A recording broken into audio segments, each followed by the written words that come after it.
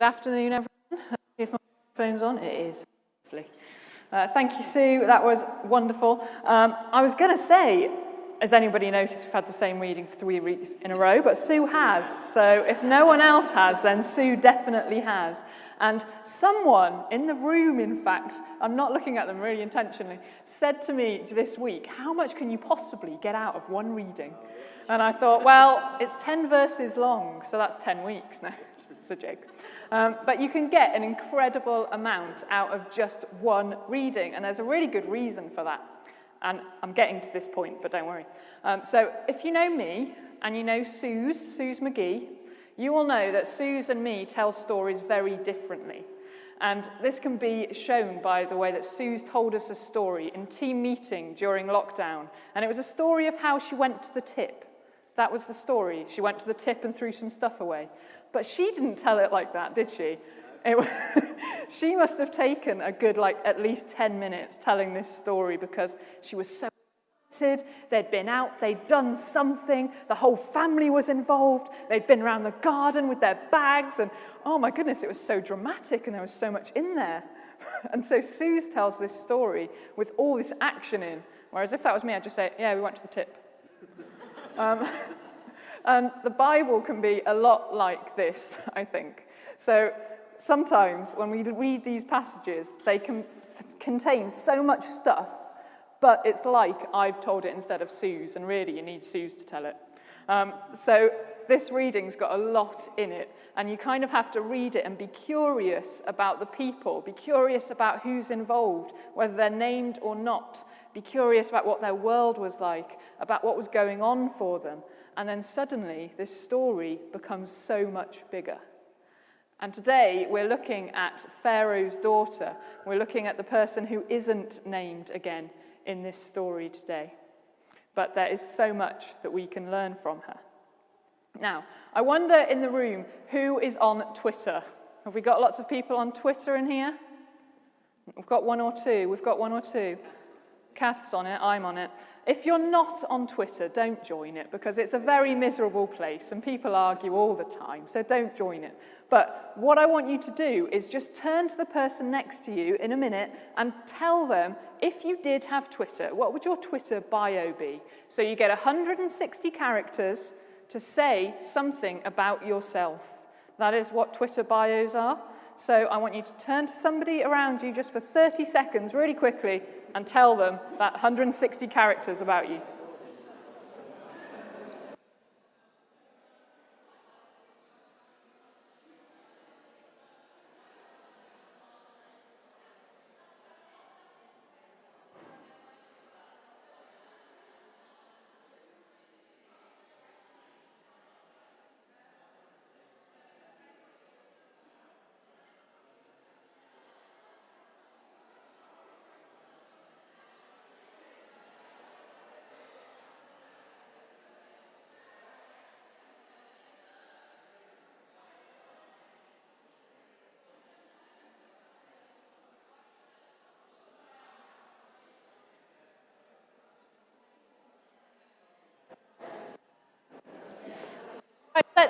Let's come back together. Something very amusing has happened over here. So has anybody got a really good answer? How would you describe yourself in 160 characters? Mal said gorgeous. Gorgeous. Brilliant, Mal. Does anybody want to offer up what they said about themselves? No? That's all right. That's fine. You can all chuckle to yourselves, but my Twitter bio, it says that I am a Church of England curate at Top Church Dudley, and then it says that I'm a lover of whiskey and of cheese. It tells you everything you need to know. It tells you where you can find me and where you can bring me whiskey and cheese, doesn't it? And that's all you need to say. But I've been looking at different people's Twitter bios, and so often what they say is they give away their positions. They list their positions, and it's like this big list, and typically, it tends to be white middle-aged men who are pastors. They often list it, and it's like pastor, husband, dad, Jesus lover, kingdom warrior. That's my favorite, kingdom warrior. But they list these things, And it's like they're listing all of their positions of influence and their positions of power. I looked at Mal's. Mal's just says that she's a lover of birdsong, of nature, of the great outdoors and God. Isn't that lovely? Yeah. Very good, Mal. But I think all of us, including me, because mine says that I'm a curate here, we all seem to list our positions, don't we? When we're asked about who we are, that seems to be what we do. And we identify ourselves by those positions of power and those positions of influence that we hold. So, of course, as a priest in the Church of England, you'd think that maybe I hold some power. I'm not much, I can assure you, but definitely some influence, I'm sure. And you don't really have to be a genius to work out that the Church of England isn't in the best shape. You know, it's got a few problems here and there. It's not quite perfect. Not quite, Amy. Almost. Yet, 7 years ago, I felt called to it, and I still do. But I... Just to be clear. And I still feel called to this place. But I said to somebody at the time, kind of 7 years ago, because they went, why the Church of England? And I said, well, you can't stand outside of something yelling at it to change.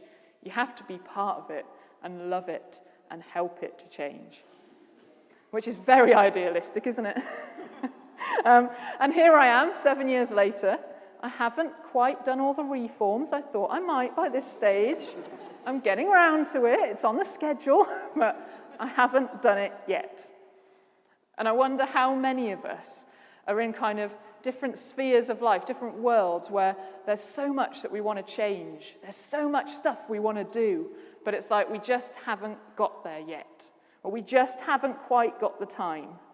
Or maybe we don't think we have the power. We don't think we have the influence. But actually, maybe we do. We kind of go through life feeling jaded as we get older, don't we? We get jaded, we get tired. At the end of the day, you just want to sit down, maybe have a glass of wine or something. You just want to sit down and watch some rubbish on TV. We're just pleased if we get to influence what we get at the end of the day. But actually, I want to say that we all have spheres of influence. We all have spheres where we do hold some sort of power in some way. And today we're looking at somebody who we imagine had influence and power. Pharaoh's daughter, a princess. We imagine that she had all of this influence and power. She had the status. She was a member of royalty. She definitely had some sort of influence, didn't she? She's a born part of the empire, a born part of the problem, if you like. But she probably also thought she couldn't change the world, because she's Pharaoh's daughter.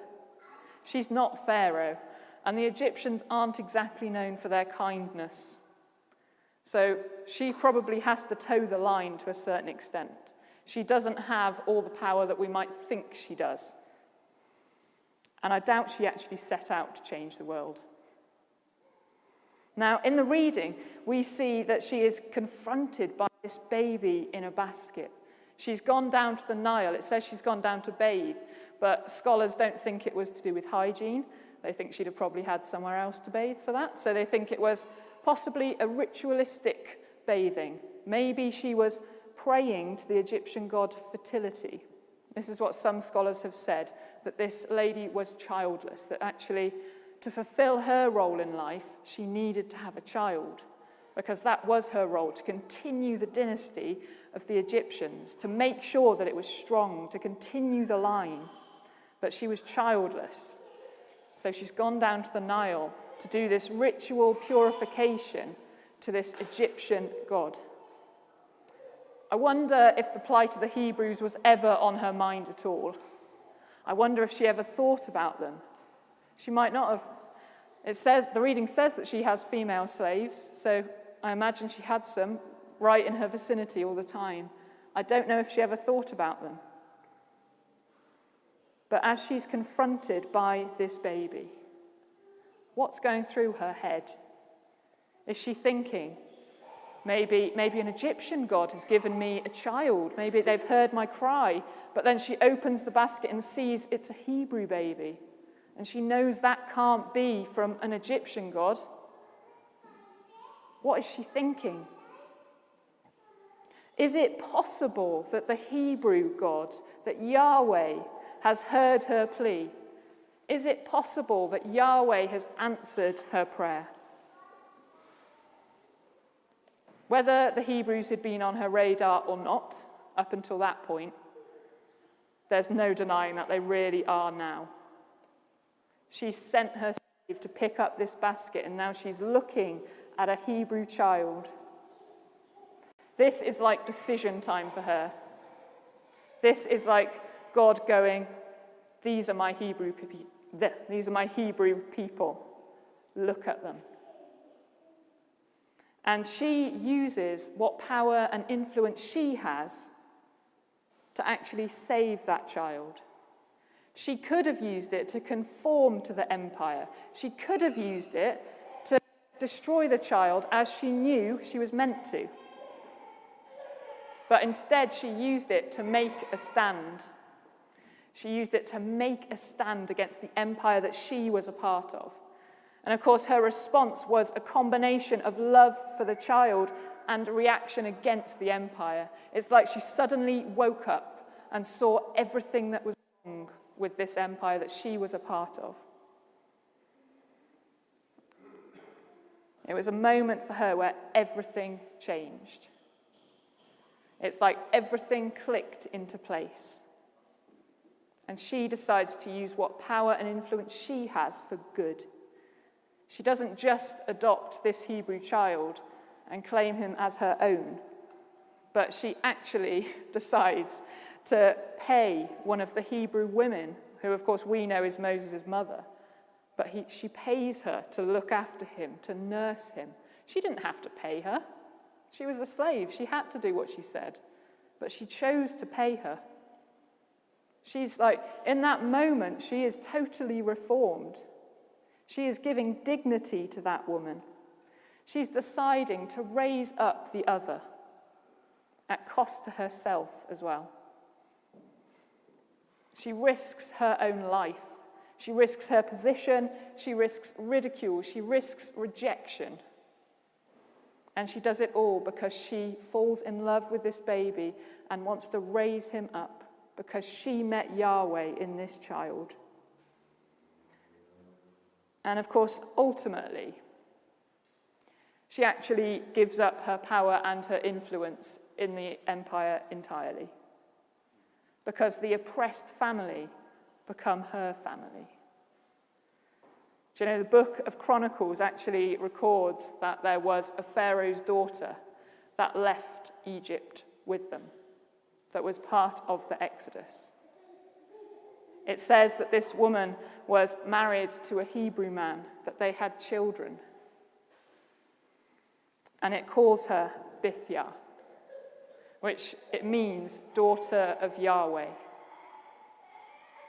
This woman became a daughter of Yahweh because she gave up everything. She gave up all of that power and influence in the empire and gained the status of a daughter of God. I imagine that life for her in the palace in Egypt had been really tough. I imagine that she was known as the one who had adopted the Hebrew child. She would have been ridiculed. She'd have been rejected by so many of her own people. It's amazing that she survived, actually. But it would have been really hard life for her. But she decides, actually, the Hebrews are my family. And Yahweh, in her adopting them, adopts her. It's this incredible story. And I'm not saying today that actually we all need to give up our positions of power and our positions of influence, because I don't think that's true. I think God calls some of us to those positions for a really good reason, and that we use that for his glory.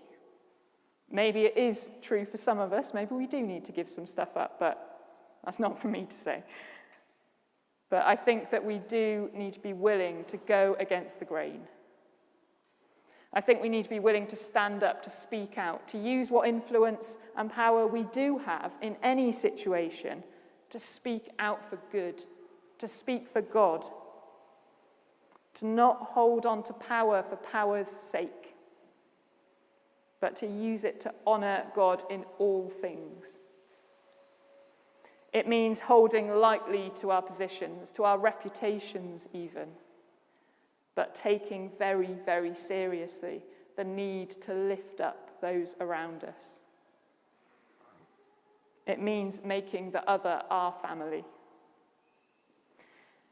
Bithia went from being a woman of great influence who couldn't change the empire to a woman of zero influence in the empire who changed the world. And so really the message today, it's that none of us are called to change the world by ourselves, thank goodness. Not even the Church of England. But that changing the world comes through simple actions. It comes through us using the influence and the power that we all have in our own spheres. It comes from responding to the stuff that God puts right in front of us. It comes through honouring him in all things, in all places, in all situations that we find ourselves in. And it's about raising up those around us, recognising the dignity, the value, the worth of every person, and treating them with that, showing them that. So let's pray.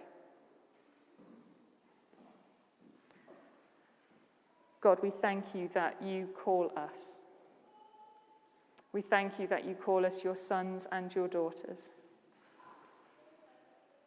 We thank you that that's not a title that we have to earn, but that you give that freely. And we pray today that we would be able to honour others, to raise others up, to use our influence and our power to raise others, that they might know their dignity and worth too, and that they might know you. In your name we pray.